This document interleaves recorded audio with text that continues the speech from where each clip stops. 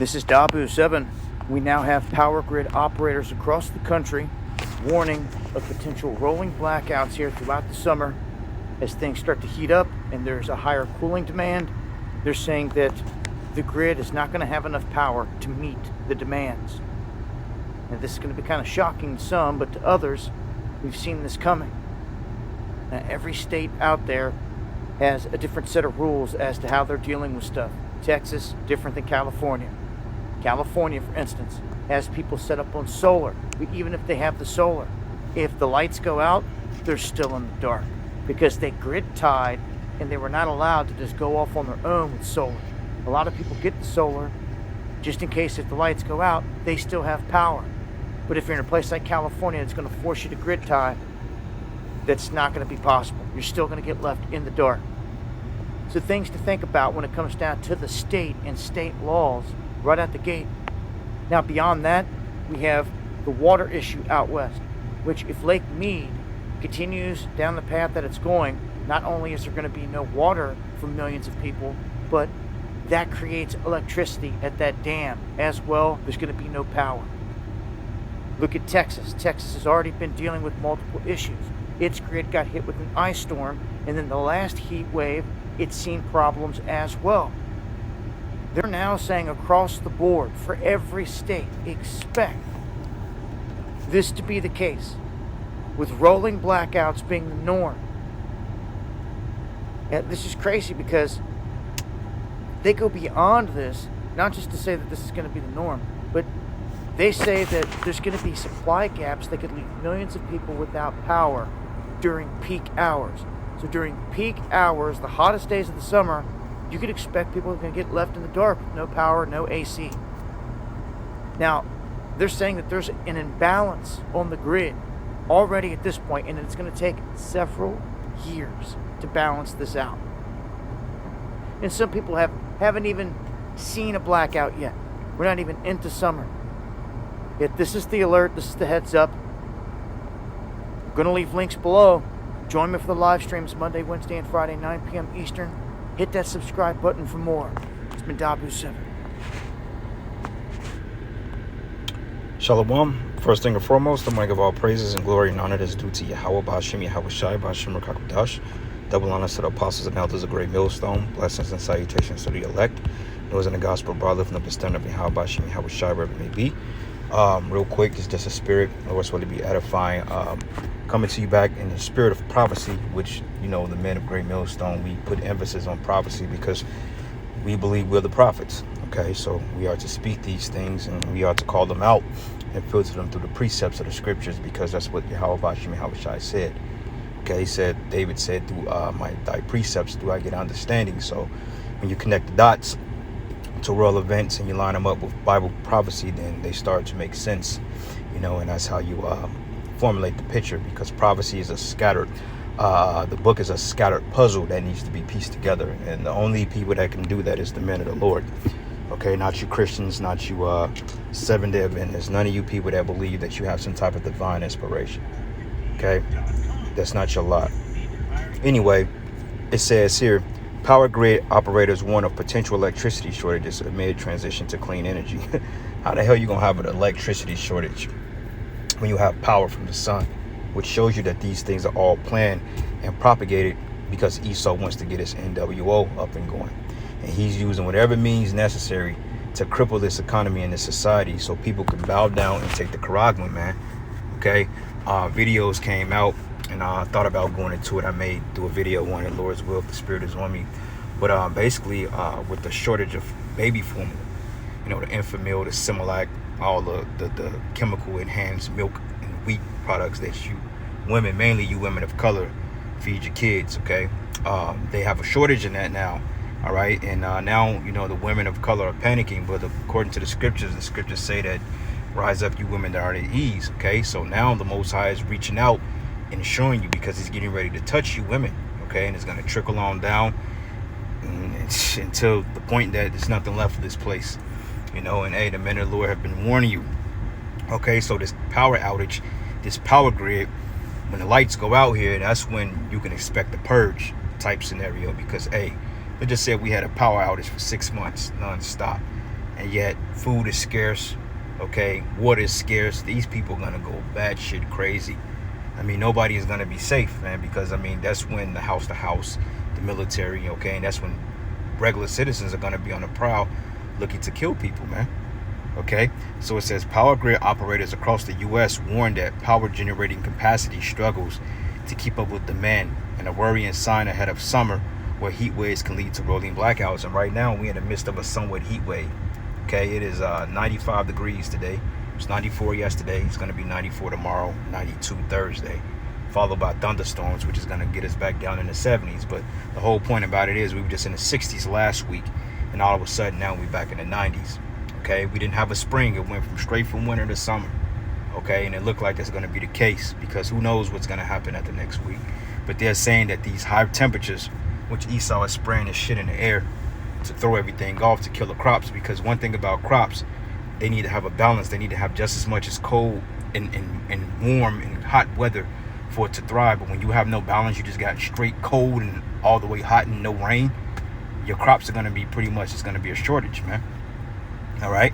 So it says here, the Mid-Continent Independent System Operator, or MISO, operating in 15 states across the U.S. Central Region, said last month that capacity shortages this summer due to soaring summer demand may result in outages.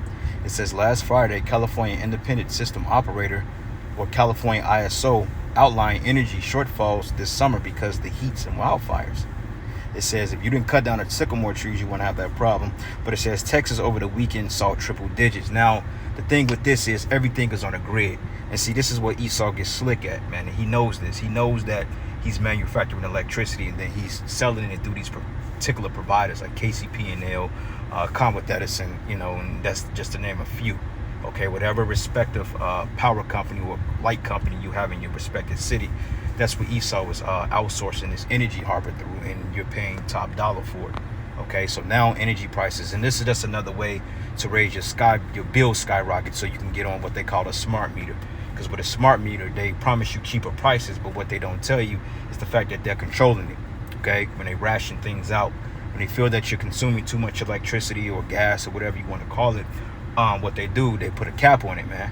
Same thing with the water meters, man. Once you have a cap on your water meter, you can only use so much hot water before they start to dish out. Okay, and it's Esau trying to control the narrative, and this is what's happening. All right, but this is Bible prophecy, man. All right, but it says in some portions of the state, through grid stability, was maintained through several power plants being offline for maintenance. It says the WJS explains grid instability and increased risk of power shortages this summer comes as fossil fuels, sure, power plants are being retired more quickly than they can be replaced by renewable energy and battery storage. Okay, like there was this one power plant I used to work at back in the day out here. It's called Nearman Power Plant, and I've seen how they manufacture electricity through cold and pure water. Okay, it's very interesting on how they did it, how they preserved it. But now they're shutting these plants down, which I believe Nearman is probably like one of the only ones that's operating in the country. But the rest of them, Quindaro, they shut them down, okay, because they're trying to get over to this whole new synthetic energy when they control everything. Okay, and walking in that power plant, man, you know, we had to have this fireproof clothing on. So that means that the uniforms we wore, they were at 40 to 50 degrees on top of the temperature already. So when I was upstairs cleaning the top floor, because everybody knows heat traverses from the top to the bottom, the top floor will always be the warmest in the summertime and the coldest in the winter. Okay, the basement always the coolest because it's on the ground, so to speak. But we was in there and we be cleaning the top floor up, man, and it's literally already 100 degrees in that place because of the machines. But yet we got on clothing, it's easily 180 degrees, and by the time I'm done cleaning the floors or whatever, man, I'm sweating and drenched. Okay, which is good to sweat because toxins are released, but nonetheless, man, you ain't hydrated enough. I got to take 2-3 bottles of water, and it takes me about 45 minutes to do that damn thing. You know, so right there it shows you. But nonetheless, Esau Edom, man, he's playing with the narrative here. But it says things are not working as planned in the green economy, like Obama had that going green bullshit. But it says its power grids are becoming unstable by the retirement of fossil fuel power plants with unstable renewables. It says the transition isn't as smooth as climate change modelers One suggested as grid stability worsens and millions of Americans could be subjected to blackouts this summer as cooling demand soars during heat waves as grids won't have enough power to meet demand. Okay, well, to show you shouldn't have no damn power grid, man. Okay, because you're already overloading it by putting too much energy through it. So regardless of the real solar power is from the sun. Okay, the real gases and shit and energy is from the earth. Why are we paying for it? Why? Because Esau is a damn devil.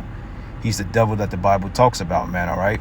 So anyway, I got 2 precepts real quick, kind of pressed for time. So Lord's will, this is edifying. But this is the book of Sirach, the 39th chapter. And I'm going to start at verses 1. It says, but he that giveth his mind to the law of the Most High is occupied in the meditation thereof, and will seek out wisdom of all the ancient and be occupied in prophecies. Okay. Now, our videos, we follow that sentiment because we do push the law, statutes, and commandments. We're seeking out the wisdom of the ancient. That's why we read about King David, Jehu, okay, Jonathan, Zerubbabel the high priest, okay, Yahweh Bashim, well, Yahweh Shai, first and foremost, okay, Moses, Aaron, okay, and just to name a few men of the Lord. This is why we learn about our ancient histories, our ancestors, man, okay, Samuel, Eli, etc. All right, and it says, and he will keep the sayings of renowned men, and where the subtuperals are, he will be there also, right? And this is a subtuperal, okay, the MOTB. Because though it's plain, people don't understand it. And it says, and he will seek out the secrets of grave sentences and be conversant in dark parables, which the dark parables are the prophecies, man. Okay, this society being destroyed by ICBM nuclear fire. Okay, Yahweh Bashim, Yahweh Shai coming to deliver the elect through who you call UFOs, which are the chariots of the Most High, or the chariots of God, or the chariots of Yasharallah, which is Israel, which means he is the prince of the power. Okay, and it says he should serve among great men and appear before princes, and he will travel through strange countries. For we have tried good and the evil among men, and that's what Apostle Paul did. Okay, so this is the reason why we speak the prophecies of the Bible, man. Okay, and this blackout, this grid shortage, this is nothing more but a prophecy that the Most High is going to bring to pass, man. Okay, so this is my last precept here, and I got to get up out of here. But this is the book of Exodus 10, going into the 3 days of darkness, and this is going to commence here in Babylon. Okay, but it's going to be more than 3 days. Okay, this can be possibly 6 months, 7 months. Who knows? Okay, because I'm thinking once the food shortages come, when they cut the internet, I believe that they're going to cut the power. And I believe that it's going to be pretty much dark throughout all Jacob's trouble. With, power here and there. People going, corporations and so forth. People with their generators and their grids and shit. But nonetheless, it's going to be pretty much dark out here. And that's when you're going to see the 4th dimension really partake in this place. That's when a lot of strange apparitions are going to pop up, because the Most High is going to merge that 4th dimension with this current dimension that we're in, which is the 3rd dimension. And you're going to see all types of crazy shit out here, But anyway, this is the book of Exodus 10 and 21. It says, and Yahweh said it to Moses, stretch out thy hand towards heaven, that there may be darkness over the land of Egypt, even darkness which may be felt. Okay, and what it's talking about being felt is those spirits, those demons, man. Okay, those apparitions. It says, and Moses stretched forth his hand towards heaven, and there was a thick darkness in all the land of Egypt 3 days. And you can read about that in Wisdom of Solomon 17 and 16 and 17. Okay, it was so dark to the point of you to put your hand before your face, you couldn't see it. It says, and they saw not one another, neither rose any from his place for 3 days, but all the children of Israel had light in their dwellings. Okay, because we was in the land of Goshen. Okay, but anyway, brothers, man, Salaki, I'm in it there, giving all praises and glory and honor that is due to Yahweh Bashim, Yahweh Shai. And with that, Shalom, Shalom.